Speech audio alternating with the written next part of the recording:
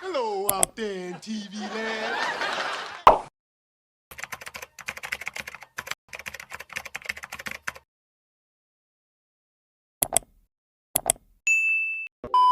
You boys twins? Nah, we cousins. That make you throb right there. I swear to God, oh, I was Lord, just about to say my strawberries. On July 13th, I finally sat my black ass down and watched Sinners. And I know y'all are thinking, July? Didn't that movie come out back in April? But see, what had happened was, when it premiered, I didn't go and see it because I normally go to the movies with my little sister and my mama. And if you're on this video, I'm going to assume you've already seen Sinners. So you should already know why going to the movie theaters and seeing that movie with my mama and little sister would have been crazy. So I'm glad that without actually being spoiled on the plot, I still managed to find out that the movie got downright nasty, disgusting, and filthy. So I made the decision to wait till it was available on somebody's streaming services. I just knew after that I had to avoid them spoilers like my life depended on it. So for months I ducked and dodged anything that had something to do with Sinners. The girls on Tumblr were pushing their pens behind Smokestack, and I couldn't even read none of it because I didn't want to get spoiled on the plot trying to read. Now don't worry about what or why I be on Tumblr reading. That's neither here nor there. That ain't got nothing to do with nothing. Mind your business. You in my business? Yeah, don't do that. Anywho, then boom, I looked up one day and Sinners was finally on somebody's app, but then suddenly I started to realize I was a little hesitant. I had been thinking about that movie for months, day and night, night and day. I started feeling like I was the only person on earth who hadn't seen it. Everybody else had all these inside jokes and memes, and I'm just sitting there clueless, and I don't like to be clueless. But because I had been anticipating the movie for so long, when I finally had the resources to watch it, I was like, wait a minute.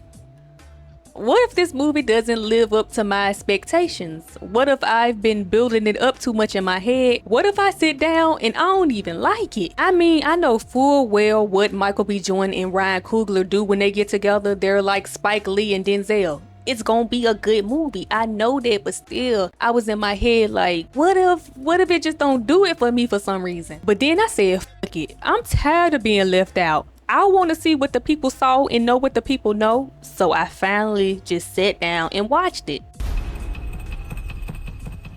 It wasn't what I expected, but it was everything I needed, y'all.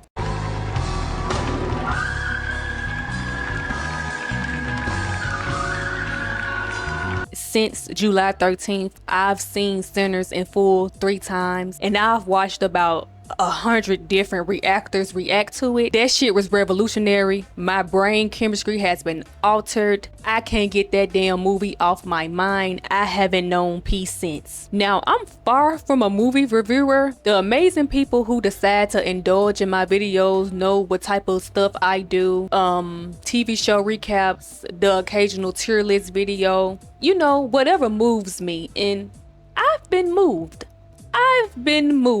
I saw Ryan Coogler talking about using 2 different cameras to film the movie and the different aspect ratios and all that good stuff. You know, the music, the cinematography. Amazing, phenomenal. But that's not what's keeping me up at night. It's the characters. All my life, my heart has never known the difference between fake and reality. So it's super easy for me to get immersed in a fictional world and start caring about people who don't even exist for real. So now I need to yap about these Sinners characters to get it off my chest. I'm doing this for me so I can be free. Then maybe I'll be able to close my eyes and rest. Cause I'm tired. I won't lie, things are probably about to be all over the place. Y'all are most likely about to experience the ramblings of a mad woman, but let's get into whatever this is going to be. Before I get into the characters and all the crazy shit they had going on, I have to bring up where the movie was set. Everything was going down in Clarksdale, Mississippi. That resonates with me because I'm from the Mississippi Delta. From 1999 to 2015, that's where I called home. In fact, they did actually name drop my hometown in the movie. From that moment forward, I knew Ryan had me because I'm from a very small place, and I feel like the only people who know about that place are the people who are from that place. So your girl did feel a little seen and just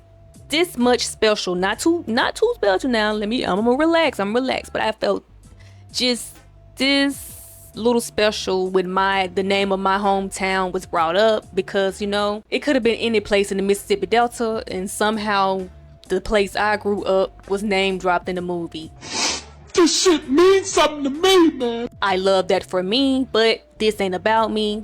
Let's really get into it. Now, I think I read in somebody's article or saw in somebody's video that Ryan Coogler said that Sinners was supposed to be a full meal. Our boy wanted to hit us with a one and done. He said, here is the movie, don't ask for shit else. But I'm sorry, Mr. Ryan Coogler, sir, I'm still very hungry. I don't mean to be greedy, but I'm starving.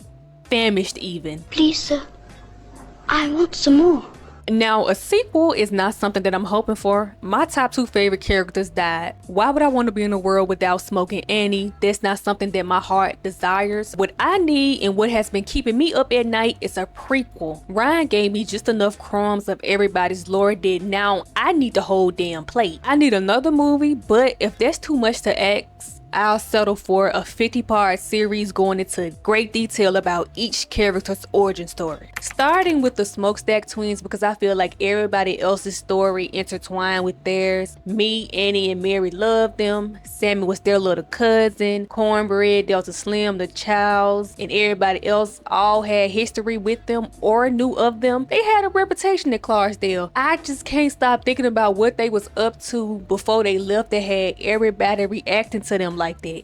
You heard of Smokestack Twins? Of course. Good. I'm Smoke. Smoke shot a man that had his hands up and was completely petrified because he said he couldn't have a Negro going around telling people how he almost robbed the twins. Not without a limp. Show for it. Who gonna patch me up? It was clear that they were not to be with, and everybody knew it, and I can only dream of seeing how we got there. I know that there's an article on Spotify that describes a bank robbery that they clearly did, but I feel like with the way people was reacting to them, it had to be way more than robbing some banks, you know. They was criminals, I get that. I mean, it all had to start somewhere. They couldn't have always been that fine, handsome, sexy, irresistible, and just downright knee buckling. I beg your pardon. I beg your pardon. That was off topic. What was the point again? Oh yeah, a coming of age story. From what the movie gave us, I know they grew up as orphans, but I guess that all depends on when Smoke killed their father. I'm assuming their mama died during childbirth or shortly after because they were still young enough for Mary's mother to have to nurse them. So they grew up without parents, but Mary's mom was there for them when it came to food and shelter, which is why she was so upset they didn't show up to her funeral, and I completely understand it. And they had enough money to buy this whole mill, and they ain't even sent flowers to a funeral.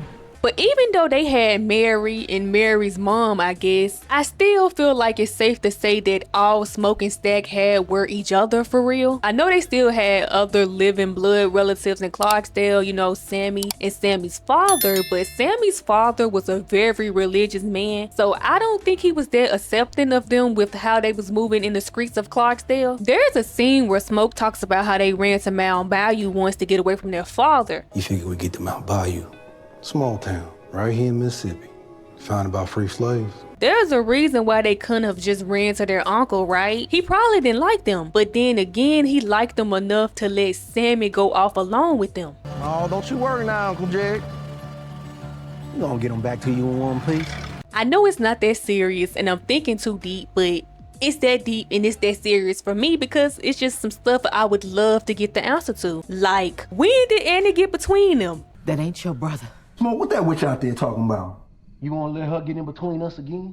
Again, which means she has gotten between them before.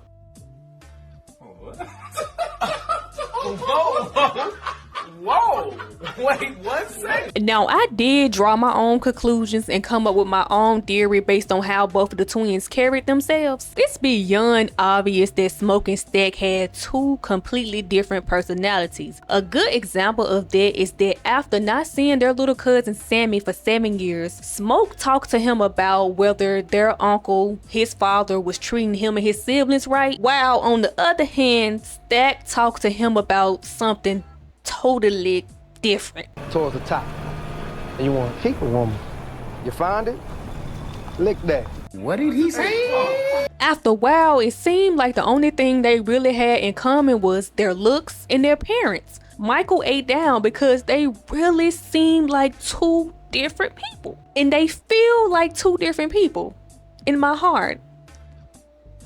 What? Anywho, when it came to their illegal activity, I feel like most, if not all of it, was Stack's idea. Now, I'm not saying that Smoke was a follower by any means necessary, but I do feel like Stack came up with the ideas and Smoke was there to make sure he was safe and that everything was executed correctly. Since they were twins, I do wonder at what point in their lives did Smoke realize that he had to be the protector of Stack. They had more of an older and younger sibling relationship rather than two people who were the same age. Kept that boy safe all these years, all over this world. I'm guessing it goes back to the abuse they endured from their father and Stack saying he was mainly the target for most of it. I'm guessing Smoke must have stepped into the role of being the protector when they were younger to keep Stack safe from their father, and it's just something he had been doing ever since. But back to my theory, I'm getting all off topic. There's just so much that I need to unpack. But I 100% believe that Stack loved the game. He loved the hustle. He felt like one of them ball playing niggas. On the other hand, I feel like Smoke was mainly there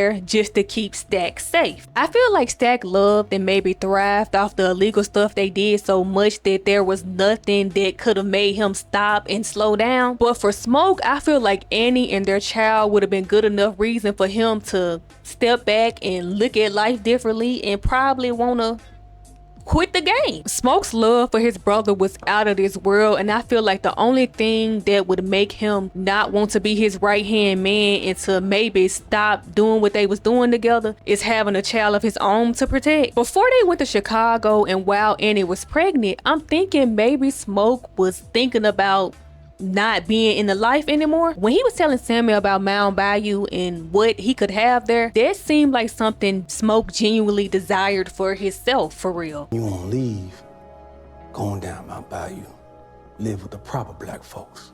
Maybe that's what Stack saw as Annie coming between them, because maybe for the first time in their lives, Smoke was thinking about not being right there beside his brother's side anymore.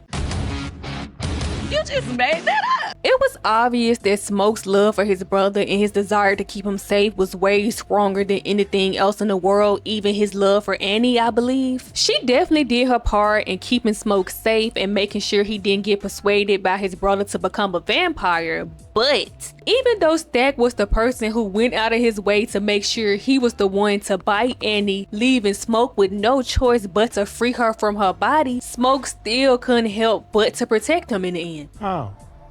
I guess I was one person he just couldn't kill.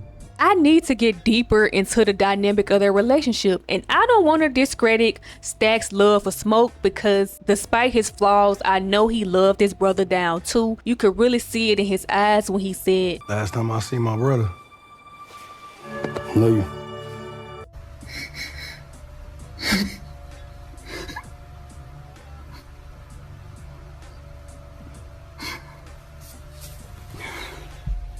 so Smoke and Stack's coming of age story, that's gonna be at least 4 episodes right there. Then we gotta get into what they was up to in Chicago. I know they were working for the Irish mob and the Italian mafia, but that didn't happen overnight. They had to establish themselves there, so that's another, 4, maybe 5, maybe 6 episodes, because they got into a lot over them 7 years. No, 7 episodes.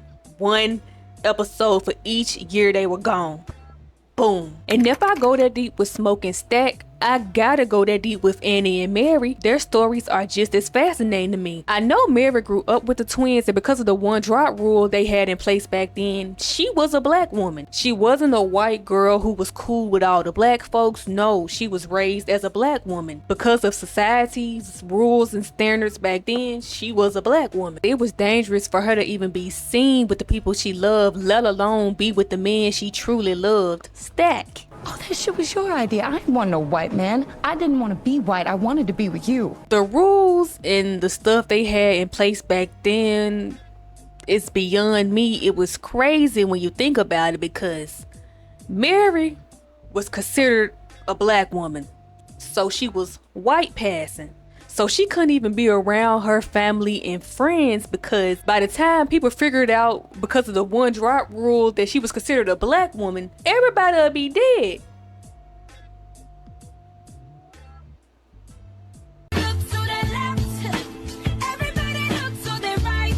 Because of the rural society in place, Mary had to live her life as a black woman. But because of society, at the same time, she still couldn't live her life as a black woman and be around the people she loved and be with the man she loved, because if somebody saw them together, everybody would be dead before they figured out that Mary was black because of the one drop rule. Is this camera on me? Yes, it's on. That's stupid. Use your common sense. Now, Stack and Mary had some of the craziest interactions I've ever seen or heard in my life, but they were in love with each other in a world that would rather see them dead than together. Their love story was tragic, and Mary's life was even more tragic when you really think about it. Whereas everybody she loved could be around each other and be together, she couldn't even be around them without the risk of getting them killed and herself killed. But at the same time, unlike the people she loved, Mary had a way out. She could have been white passing in Arkansas, chilling on her farm with her white husband if that's what she really wanted. But no, our girl wanted to be with her people and she wanted to be with the man she loved. Besides the control that Remmick had over her, I believe that when Mary decided to go in there and turn Stack into a vampire, she was being selfish and she was moving with her heart. I believe she was thinking, now we can be together forever and no one can do or say anything about it because we'll be immortal. They can't hurt us. After we kill y'all, we're gonna have heaven right here on earth. And you know, it's sad and twisted because I know I get what if that's what she was thinking, like, I get it, because you know, society pushed her into that position because again, it's so crazy because of society and what they had going on back then, because of the little bit of black blood she had in her, she was considered black. But at the same time, because of the rules society had in place, she couldn't live her life as a black woman because people would end up dead. The ending that Mary and Stack got was bittersweet because they did live long enough to see a world where they could be together publicly and free and no one would try to hurt them. But at the same time, at what cost? Everybody they loved but Sammie died. I clearly know what Mary and Stack went through back then, but I would still love to see the love story. What was the process of him setting her up in Arkansas? The farm, the white husband, that was all Stack's idea. So I imagine that had to be real hard for him, realizing that him and the woman he loved couldn't be together. Like, this one no regular couldn't be together because, you know, maybe our families don't like each other, you know, maybe we just not compatible, maybe we fight a lot. No, this was some real deal shit. They couldn't be together or there would be bodies. And I just wanted to keep you someplace safe, and I was never gonna be here, and I was never gonna be with me.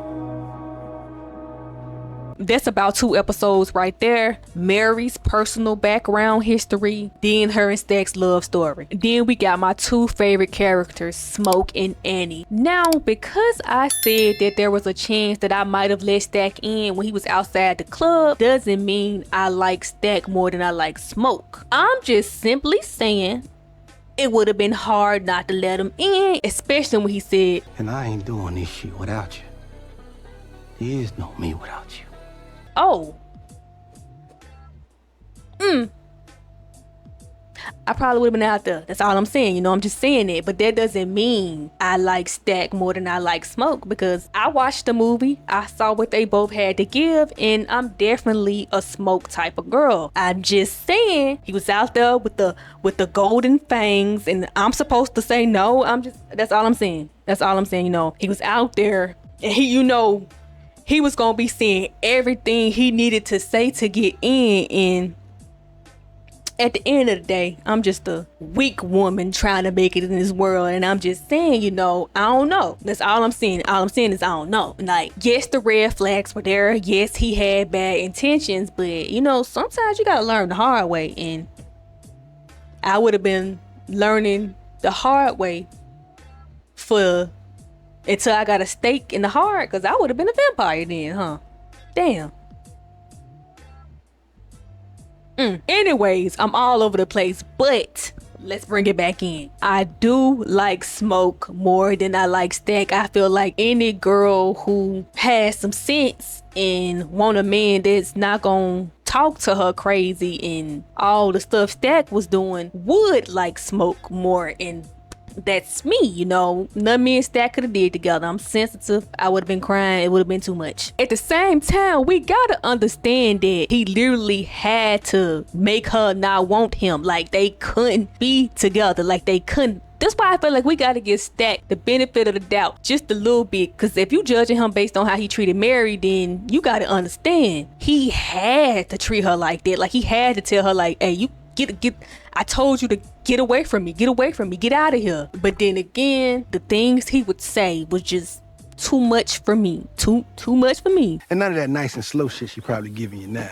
Shit, she might even let you put your pecker in her mouth. What did he say? Anyway, back to Smoke and Annie. With Smoke, I feel like you're gonna get treated real good, and you know, that's what I need. Let me relax. I'm making this so personal. But first, of course, I need Annie's background story. I need her family history. Where was her family? Was Smoke all she had after losing their baby? How did she hold up when he was gone? I need to know every piece of my girl's history. What else has she been through? Plus, she dibbled and dabbled in the unknown. Now, Stack called her a witch. I don't know if that's what we're supposed to consider her as. I don't think it is, but I know she practiced hoodoo. Voodoo? New Orleans. I think hoodoo is more herbs and natural stuff, where voodoo is something more. Anyways, Annie practiced hoodoo, and I'm pretty sure she had a whole family history of people who did the same. She knew about vampires and knew stuff that nobody else did. Without her, they would have all been clueless and dead.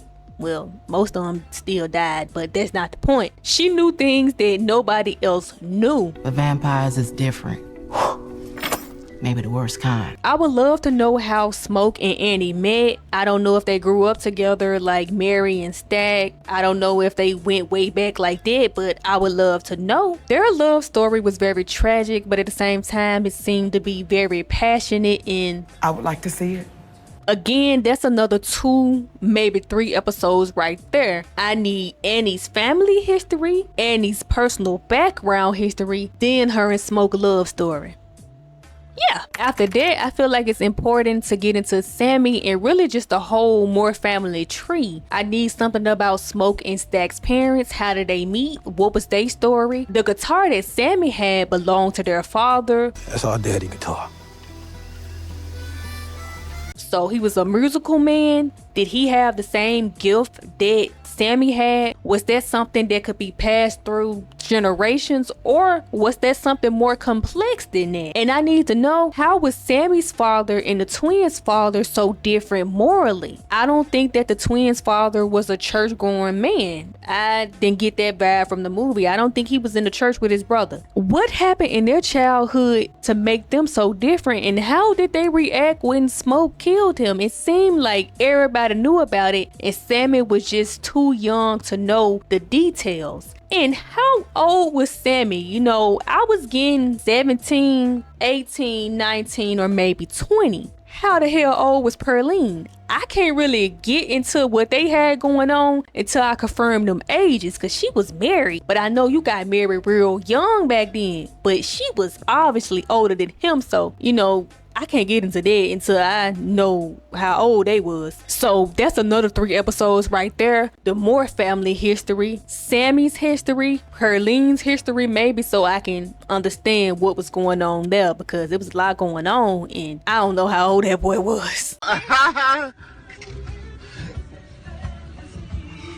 And after that, I definitely need more about my boy Delta Slim, my 4th favorite character. Stack was too fine for him to be anywhere but top 3, so we gonna put Delta Slim in number 4. Smoke, Annie, Stack, Delta Slim. Yeah, top 5. Cornbread. Anyway, I'm off track. We got a little taste of what life was like for Delta Slim, and I feel like he was a perfect example of a black man who had just accepted his place in society. He saw firsthand what it was like when a black man tried to get ahead back then because of what happened to his friend, right? So I feel like he had just accepted life. He was cool with where he was. He didn't want anything more. He didn't want anything less. He was just good. I play and I get as much corn liquor as I can drink. Sinner like me, I can't ask for more than that. But I'm pretty sure he saw some of himself in Sammie, and that's why he wanted to protect him so bad, because he knew Sammie could be better. Or am I just doing too much? You know, I gotta keep reminding myself, Destiny, these people aren't real. Relax, but they feel real, and they are real. They're fictional characters, but I feel like every character in this movie was somebody. This somebody's real life right there back then in Mississippi, where I'm from. So we're connected on this. Okay. But at the same time, Delta Slim was also known in them parts. So I would love to go deeper into his story. I feel like I know what drove him to being an alcoholic, but I would still like to see it. So yeah, to flesh out the Delta Slim story, I think that's at least 4 episodes. Delta Slim needs about 4 episodes. You know, he told the story about how he thought he was going to jail, but instead the white people took him on a road and had him playing the music and stuff. Like, you know, there's just things I need to see. I need Cornbread's story too. Cornbread wasn't a badass gangster like the twins. He wasn't good with music like Delta Slim and Sammie. He didn't have Mary's issues, and he wasn't magic like Annie. But I still feel like his story is just as important. A black man in Mississippi where black people weren't necessarily slaves anymore, but times were still rough. Real rough. After Cornbread, I would love to go into depth with the Chows, what personal family history led them to Clarksdale, Mississippi. And after that, I would love to get into the vampire hunters and their culture, and how do they even know vampires exist. And it's just a lot, you know. There's at least about 6 episodes. 6 episodes. 3 for the Chows and their history, 3 for the vampires and their vampire hunters and their history. Yeah. Then we can wrap things up with Remmick's story. How old was he, and how the hell did he become a vampire? The movie does give you an idea that he had been around for a very, very, very, very long time before 1932. He had golden doubloons, and he talked about his family's land being stolen. Long ago, the man who stole my father's land forced these words upon us. Now, I don't know if this makes me slow but I'm just gonna say it. Because of this movie was the first time I ever heard in my life that England enslaved Irish people. I had never heard of that in my life. Was that in the history books in school? I don't remember that being in the history books. But that's a part of Remmick's background, so that means he is well over 1,000 years old. He had been on the earth for a while before he ended up in some damn Clarksdale, Mississippi. What the fuck was he doing in Clarksdale, Mississippi in 1932? What was going on? I have to see Remmick as a human growing up and interacting with the family he so desperately needed Sammie to be able to reach again. I want to see my people again. I'm trapped here, but your gifts can bring them to me. You know, that's one thing I realized all the characters had in common, whether they were good or bad. They all were clinging to a community. They all had, needed, or were searching for a family element, if I'm explaining that right. So Remmick was definitely evil, but part of his reasoning for wanting Sammie was to reconnect with his people and build a community. But given his background, at least 4 episodes would definitely clear things up for me, because I could be completely wrong. So the only way to not be completely wrong is for Ryan to drop the 50-part series. I mean, you know, yeah. So I basically said all that to say that Ryan obviously needs to put Black Panther 3 to the side, scrap whatever else he's working on, and give me my 50-part in-depth center series. Because what I want is way more important than what he has going on. Nah, I'm playing. Let me relax. I'm just being greedy. In a world where Tyler Perry is still writing and running amok. Ryan Coogler just gave me one of the best movies I've seen since they cloned Tyrone, and all I'm talking about is more. Unfucking grateful. I ought to be ashamed of myself, and I am. I shouldn't be asking for more. I shouldn't be. But damn it, do I want it. But this was just my way of showing how much I really enjoyed that movie. That was a good ass movie, you know. I'm kicking myself in the ass for even hesitating and watching it, but I personally believe that things are supposed to happen when they're supposed to happen, and for some reason I just wasn't supposed to see it before July 13th. That wasn't my calling. That wasn't what the stars had aligned for me. It was amazing. That was a good ass movie, and not just because Michael B. Jordan was fine, okay, you know. Yes, I consider myself a fineologist, and one of the things that I hate is that for some reason I always forget how good Michael B. Jordan looks until he drops a new movie. Like he drops a movie, I'm like, damn, Michael B. Jordan fine. Then for some reason it slips my mind and I move on with life and I don't dwell on it. Then he's in another movie and I'm like, oh my God, how could I forget that man looks this good? And before Sinners, the finest Michael B. Jordan has ever looked to me is Eric Killmonger in Black Panther. Michael B. Jordan was Eric Killmonger, but Michael B. Jordan don't even look that good, if that makes sense. Like, Eric Killmonger was fun. But after watching Sinners, Stack and Smoke, they got it. That's the best Michael B. Jordan has ever looked. That man, whew. Ooh, and I just knew. Oh, back to when I said that the movie wasn't what I expected. When I heard about it and saw the trailer, for some reason I thought that Michael B. Jordan was gonna be a vampire hunter hunting his brother. Like, I knew that he was gonna be a vampire at some point in the movie. I don't know, but the movie was way more than I could have expected, and it was, like I said, it was what I needed. It wasn't what I expected, but it was everything I needed, and damn, I got Michael B. Jordan as a vampire. Whew. They said it would be days like this. This was just my way of saying I really loved the movie, and yeah. But one more thing before I go. I know Ryan said the movie was supposed to be a full meal. I mean, that means no more after this. This is just Sinners. This is all we ever gonna get. This one movie. And you know, I'm grateful. Thank you, Mr. Ryan Coogler. Very grateful.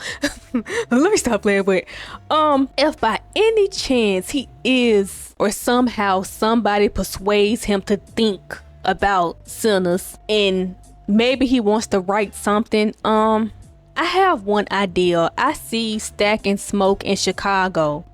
You know, they're in between the Irish mob and the Italian mafia, and suddenly, like, a fresh breeze on a summer day, a woman appears in Chicago, and for the first time there is some sibling rivalry because they both fall for this woman. The woman is about, I can see the woman. She's about 5'1", brown skinned. She has a tattoo of a rose on her wrist or whatever. You know, this is what I'm seeing. You know, this ain't nobody I know personally. She got a tattoo of a rose or something on her wrist, and she got a septum and a nose piercing. You know, a little adventurous. Yeah, I don't know. Oh wait. Her name starts with a D. It could be Danielle, Daphne, Destiny, you know, which is such a overused name. Everybody Destiny, so Destiny could be anybody, you know. Yeah, that's what I see. Now, I don't know where that vision came from, but you know, when the spirit moves me, yeah.